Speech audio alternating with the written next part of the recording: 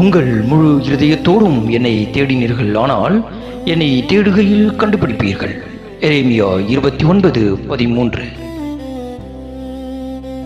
You will seek me and find me when you seek me with all your heart. Jeremiah 29:13.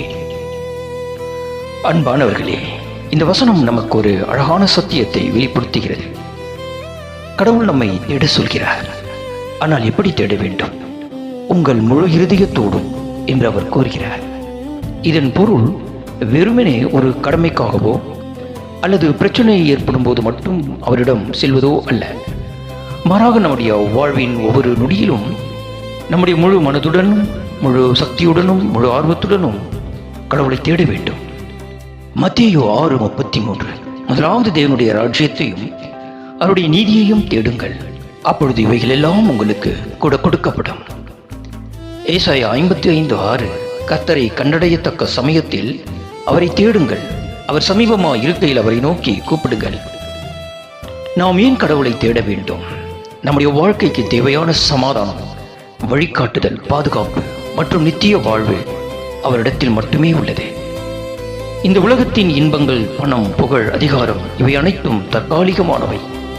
ஆனாலும் இயேசு கிறிஸ்து நமக்கு நித்திய ஜீவனை கொடுக்கிறார். அன்றாட வாழ்வில் கடவுளை தேடுவது எப்படி? வேதாகம வாசிப்பு மூலம் கடவுளை தேடுதல். தினமும் சில நிமிடங்கள் வேதாகமத்தை வாசிப்பதன் மூலம் கடவுளின் வார்த்தைகளை கற்றுக்கொள்ளலாம். இது அவருடைய மனதை நாம் புரிந்து கொள்ள உதவுகிறது. யோவான் 8:32. சத்தியத்தையும் அறிவீர்கள், சத்தியம் உங்களை விடுதலையாக்கும். விடுதலை வாழ்வு வாழ வேதாகம வாசிப்பு அவசியம். ஜெபத்தின் வழியாக கடவுளை தேடுதல். உங்கள் மனதில் உள்ள அனைத்தையும் அவரிடம் பேசுங்கள். உங்கள் சந்தோஷங்கள், கவலைகள், பயங்கள், சந்தேகங்கள் அனைத்தையும் அவரிடம் பகிர்ந்து கொள்ளுங்கள். ஜெபத்தின் வழியாக நமக்கும் கடவுளுக்கும் தொடர்பு உண்டாகிறது. அவர் நமக்கு மிக அருகில் இருக்கிறார் என்ற உணர்வு உண்டாகிறது. நாம் அவரை அழைக்க தொடங்கியதும் அவர் நமக்கு செவி கொடுப்பார். அவர் நம்முடைய ஜெபங்களுக்கு பதிலளிப்பார் என்ற நம்பிக்கை மேலோங்குகிறது. கீழ்ப்படிதல் வழியாக கடவுளை தேடுதல். கடவுளுடைய வார்த்தைகளுக்கு கீழ்ப்படிவதன் மூலம் நாம் அவரை உண்மையாக தேடுகிறோம் என்பதை காட்டுகிறோம். இது ஒரு உறவின் அடித்தளம். இதை நாம் செய்யும்போது என்னை தேடுகையில் கண்டுபிடிப்பீர்கள் என்று கடவுள் வாக்களிக்கிறார். நாம் கீழ்ப்படிதலோடு கடவுளை தேடும்போது அவர் நம்மை ஒருபோதும் கைவிடவே மாட்டார். அவர் நமக்கு அருகிலேயே இருந்து நம்முடைய பாதைகளுக்கு ஒளியாக இருப்பார். நான் உன்னை விட்டு விலகுவதும் இல்லை, உன்னை கைவிடுவதும் இல்லை என்று அவர் சொல்லியிருக்கிறாரே. முழு இருதயத்தோடும் கர்த்தரை தேடுவோம், வாழ்வில் வளம் பெறுவோம். ஆமென். இன்றைய தேவ வார்த்தை சங்கீதம் 37:5. உன் வழியை கர்த்தருக்கு ஒப்புவித்து அவர் மேல் நம்பிக்கையாயிரு, அவரே காரியத்தை வாய்க்க பண்ணுவார். இது ஒரு வல்லமையான வாக்குத்தத்த வசனம். கர்த்தர் மேல் நம்பிக்கை வைத்து நம்முடைய எல்லா காரியங்களையும் அவரிடம் ஒப்படைக்கும் போது அவர் நமக்கான நன்மைகளை கிருபையாக நிறைவேற்றி தருகிறார்.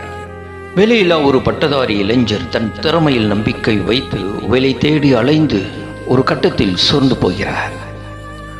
ஒருமுறை வழக்கம்போல் வேலை தேடி அவர் வெளியே போகும்போது ஆட்டோ ஒன்றில் இப்படியாக ஒரு வாசகம் பார்க்கிறார்.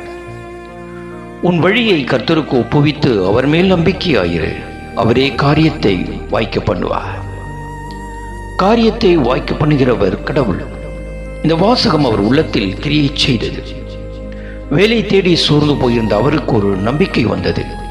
சட்டென வானத்தை அண்ணாந்து பார்த்து, கடவுளே, நான் வேலை தேடி அழுத்து விட்டேன், என் வழியை உமக்கு ஒப்புவிக்கிறேன். என் மீது கருணை வைத்து எனக்கான ஒரு வேலை கொடுத்து என் காரியத்தை வாய்க்க பண்ணும்னு சின்னதாக ஒரு ஜெபம் செய்தார். ஜெபத்தை அலட்சியம் செய்யாமல் கேட்பவர் நம் இயேசு. அடுத்த சில நாட்களில் அவர் எதிர்பார்த்ததை விட நல்ல சம்பளத்தில் வேலை கிடைத்தது. இயேசுவின் வார்த்தைகள் நேற்றும் இன்றும் என்றும் மாறாதவை. இயேசுவின் மேல் நம்பிக்கை வைத்து அவரிடம் நம் எதிர்பார்ப்பை ஒப்படைக்கும் போது அவர் நம் காரியத்தை வாய்க்க பண்ணுகிறார். எந்த ஒரு விஷயமானாலும் கடவுளிடம் நம்பிக்கையோடு ஒப்படைக்கும் போது அவர் நமக்கான நன்மைகளை சிறப்பாக செய்து முடிப்பார். தேவனின் நேரத்திற்கு நாம் காத்திருக்க வேண்டும். நீங்கள் வேலை தேடுபவரா? கவலை வேண்டாம். கடவுளிடம் நம்பிக்கையோடு ஒப்படையுங்கள். திருமண வரன் தேடி ஓய்ந்து விட்டீர்களா? இயேசுவிடம் ஒப்படையுங்கள். அவர் உங்கள் காரியத்தை வாய்க்க பண்ணுவார். தேவனால் கூடாத காரியம் ஒன்றுமில்லை. பல வருடங்களாக வியாதியால் அவதிப்படுபவரா நீங்கள்? இயேசுவிடம் நம்பிக்கையோடு ஒப்படையுங்கள். அவரே காரியத்தை வாய்க்க பண்ணுவார். அன்பானவர்களே, சங்கீதம் 37:5 நமக்கு சொல்வது ஒரே ஒரு விஷயம்தான். தேவனை நம்புங்கள், அவரிடம் உங்களை ஒப்படையுங்கள். அவர் நம் காரியங்களை அழகாக நடத்துவார். உங்கள் வாழ்க்கையை தேவனிடம் ஒப்படையுங்கள். அவர் உங்களுக்காக சிறந்ததை செய்வார்.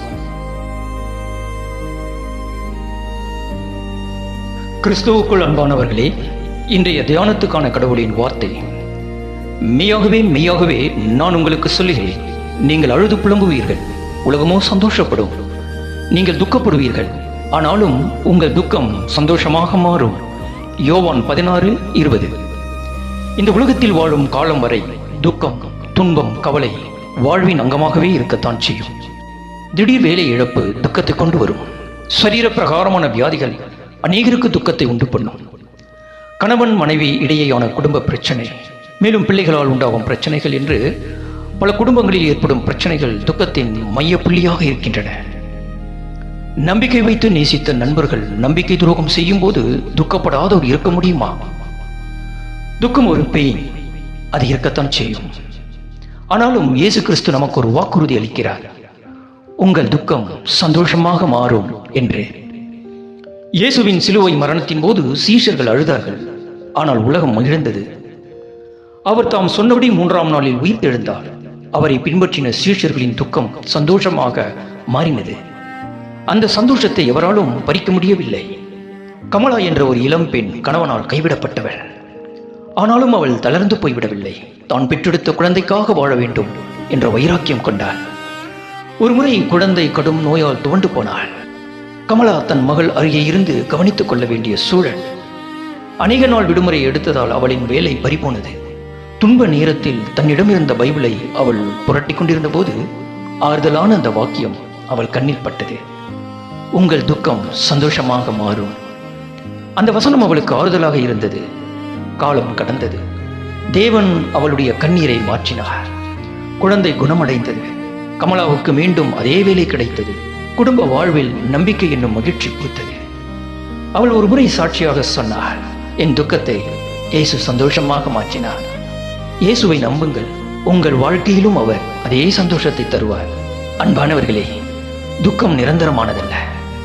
உங்கள் துக்கத்தை சந்தோஷமாக மாற்ற இயேசுவால் முடியும். உங்கள் நம்பிக்கை இயேசுவின் மீது கட்டப்படும் போது உங்கள் துக்க வாழ்வு சந்தோஷமாக மாறும். இன்று நீங்கள் கண்ணீர் சிந்துகிறீர்களா? வேலைக்காக காத்திருக்கிறீர்களா? நோயால் வாடுகிறீர்களா? உறவினர்களால் வஞ்சிக்கப்பட்டீர்களா? இயேசுவின் வார்த்தை உங்களுக்கானது. உங்கள் துக்கம் சந்தோஷமாக மாறும். பரலோக பிதாவே, என் துக்கத்தையும் கண்ணீரையும் உம்மிடத்தில் ஒப்படைக்கிறேன். உலகம் மகிழ்ந்தாலும் நான் அழுதாலும் நீர் என்னை விட்டுவிட மாட்டீர் என்று விசுவாசிக்கிறேன். என் துக்கத்தை சந்தோஷமாக மாற்றும் உமது வாக்கின் மேல் நம்பிக்கை வைக்கிறேன். இயேசுவின் நாமத்தில் ஜெபிக்கிறேன். ஆமென்.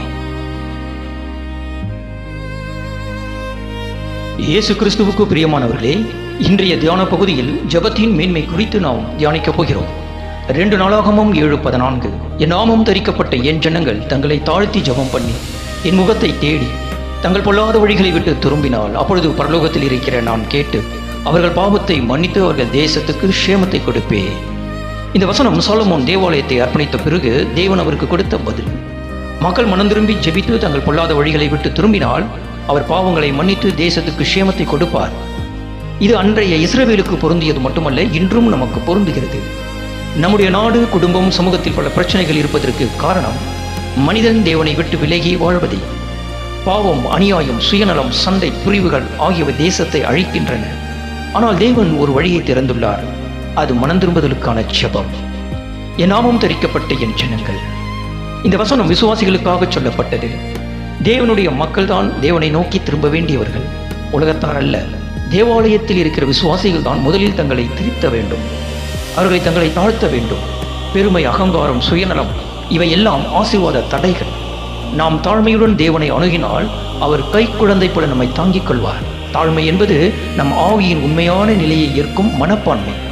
ஜெபம் என்பது ஒரு பழக்கம் அல்ல, தேவனோடு பேசும் உறவு. ஜெபம்தான் எல்லாவற்றிற்கும் திறவுகோல். எவ்வளவு சிரமங்கள் இருந்தாலும் ஜெபம் வழியாக நம் வாழ்க்கையும் தேசமும் மாற்றப்படும். தேவனுடைய ஆசீர்வாதத்தை மட்டுமே நாடுபவர்களாக நாம் இருக்கக்கூடாது, அவரையே தேட வேண்டும். ஆசீர்வாதம் விட ஆசீர்வதிப்பவர் முக்கியம். மனம் திரும்புதல் இல்லாமல் ஜெபம் பலன் தராது. பாவத்தை விட்டு விலகாமல் ஜெபிப்பது வெறும் வார்த்தைகளே. உண்மையான மனம் திரும்புதல் தான் தேவனுடைய இரக்கத்தை கவர்கிறது. அப்பொழுது நான் பரலோகத்தில் இருந்து கேட்டு அவர்கள் பாவத்தை மன்னித்தவர்கள் தேசத்துக்கு சேமத்தை கொடுப்பேன். இது தேவனுடைய உறுதியான வாக்கு தத்தம். தேவனுடைய கரம் இன்னும் நம்மை காப்பாற்ற தயார் நிலையில் உள்ளது. அது ஒரு சிறிய கிராமம். அந்த கிராமத்தில் சில ஆண்டுகளாக மழை பொய்த்து போனது. பயிர்கள் உலர்ந்து போயின. மக்கள் துன்பப்பட்டனர். அவர்கள் தங்கள் பாவங்களை நினைத்து வருந்தினர். தேவாலயத்தில் அனைவரும் ஒன்று கூடி மனம் திரும்பி கண்ணீருடன் ஜெபித்தனர். அந்த இரவில் வானம் கருமேகத்தால் மூடப்பட்டது. மறுநாள் காலையில் அந்த கிராமத்தில் மழை பெய்தது. மனம் திரும்புதலுக்கான ஜெபம் ஆசீர்வாதத்தை கொண்டு வரும் என்பது உண்மை.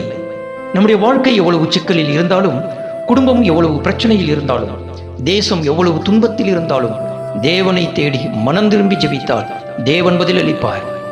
இன்றே உங்கள் வாழ்க்கையில் இந்த வசனத்தை பயன்படுத்தி பாருங்கள். உங்கள் குடும்பத்திற்காக ஜெபியுங்கள், உங்கள் தேசத்திற்காக ஜெபியுங்கள், தேவனை தேடி வாழுங்கள். அப்பொழுது தேவன் உங்கள் பாவங்களை மன்னித்து உங்கள் வாழ்க்கையையும் தேசத்தையும் ஆசீர்வதிப்பார். ஆமென். இயேசு கிறிஸ்துவுக்கு மிகவும் பிரியமானவர்களே, இன்றைய தியான பகுதியில் உங்களை மீண்டும் சந்திப்பதில் மகிழ்ச்சி. சங்கீதம் 48:14 சொல்கிறது, இந்த தேவன் என்றென்றைக்கும் உள்ள சதா காலங்களிலும் நம்முடைய தேவன் மரண பரியந்தம் நம்மை நடத்துவார். ஹல்லேலூயா. சில நேரங்களில் வாழ்க்கை பாதை மிகவும் இருண்டு போனது போல தோன்றுகிறதா? நாம் எந்த திசையில் செல்ல வேண்டும் என்று தெரியாமல் நின்று விடுகிறோமா? சில சமயங்களில் தனிமையில் கண்ணீரோடு இனி என்னை நடத்த யாரும் இல்லை என்று உணர்ந்திருக்கிறோமா? அப்படிப்பட்ட நேரத்தில் சங்கீதம் 44:14 ஒரு ஆறுதலான கடவுளின் வார்த்தையாக இருக்கிறது. இந்த தேவன் என்றென்றைக்கும் உள்ள சதா காலங்களிலும் நம்முடைய தேவன் மரணபரியந்தம் நம்மை நடத்துவார். ஒரு தாயின் கையை பிடித்து நடக்கும் பிள்ளையை போல நம்முடைய வாழ்க்கையின் ஒவ்வொரு நிலையிலும் தேவன் நம்முடைய கையை பிடித்து நடத்துகிறார். ஒரு சிறுமி தனது தந்தையின் கையை பிடித்து ஒரு பெரிய சாலையை கடக்கிறார். கார்கள் வேகமாக செல்கின்றன. அவளுடைய சிறிய கையை தந்தை தளராமல் பிடித்துக் கொண்டிருக்கிறார். சிறுமி பயப்படுகிறாள், ஆனால் தந்தையின் கையை விடவில்லை. அந்த சாலையின் மறுபக்கம் சென்றபோது அவள் சிரித்தபடி செல்கிறாள். அப்பா, உன் கையை பிடித்ததால் தான் நான் பாதுகாப்பாக இருந்தேன். அன்பானவர்களே, நம்முடைய வாழ்க்கையும் அப்படித்தான். சில சமயம் சாலை மிகவும் ஆபத்தானதாக இருக்கும். பிரச்சனைகள், கண்ணீர், நோய், தோல்வி இவையெல்லாம் கார் போல நம்மை மோதும் அளவுக்கு வருகிறது. ஆனால் நம்முடைய பிதாவான தேவன் நம்முடைய கையை வலுவாக பிடித்துக் கொண்டு மரண பரியந்தம் உன்னை நடத்துவேன் என்று சொல்கிறார். மனிதர்கள் மாறுவார்கள், உலகம் மாறிவிடும், ஆனால் தேவன் ஒருபோதும் மாறாதவர். இயேசு கிறிஸ்து நேற்றும் இன்றும் என்றும் மாறாதவர். ஒன்றை நீங்கள் உணர வேண்டும், நாம் தனிமையில் நடக்கவில்லை. கண்ணீர் சிந்தும் நேரத்திலும், சிரிப்போடும் மகிழ்ச்சியோடும் இருக்கும் நேரத்திலும் அவர் நம்மோடு இருக்கிறார். நம்முடைய மரண பரியந்தம் அவர் நம்மை நடத்துவார். ஒருவேளை நாம் நேசித்த குடும்பத்தார் நம்மை கைவிடலாம், உற்றார் உறவினர்கள் நண்பர்கள் வஞ்சிக்கலாம். தேவன் ஒருபோதும் நம்மை விட்டு பிரிய மாட்டார். எதிர்காலம் எப்படி இருக்குமோ என்ற குழப்பத்தில் இருக்கிறீர்களா? பல வருடங்களாக வியாதியால் அவதிப்படுபவரா நீங்கள்? குடும்பத்தில் எந்நேரமும் சண்டை, சச்சரவு, கண்ணீர் என்று கவலையுடன் வாழ்பவரா நீங்கள்? வேதம் சொல்லுகிறது, இந்த தேவன் என்றென்றைக்கும் உள்ள சதா காலங்களிலும் நம்முடைய தேவன் மரணபரியந்தம் நம்மை நடத்துவார். இயேசு உங்களை ஒருபோதும் கைவிடவே மாட்டார். கர்த்தாவே, உமது வார்த்தைக்கு நன்றி. எங்கள் வாழ்க்கையில் எத்தனை புயல்கள் வந்தாலும் நீர் எங்களை ஒருபோதும் கைவிட மாட்டீர். இன்று கண்ணீரோடு இருக்கிற சகோதர சகோதரிகளுக்கு உம்முடைய வார்த்தை ஆறுதலாக வந்ததற்காக நன்றி. வாழ்வின் கடைசி வரை நடத்துவேன் என்ற வாக்குக்காய் உம்மை நன்றியோடு ஸ்தோத்திரிக்கிறோம். இயேசு கிறிஸ்துவின் இனிய நாமத்தில் ஜெபிக்கிறோம், சர்வ வல்லமையுள்ள கடவுளே. ஆமென்.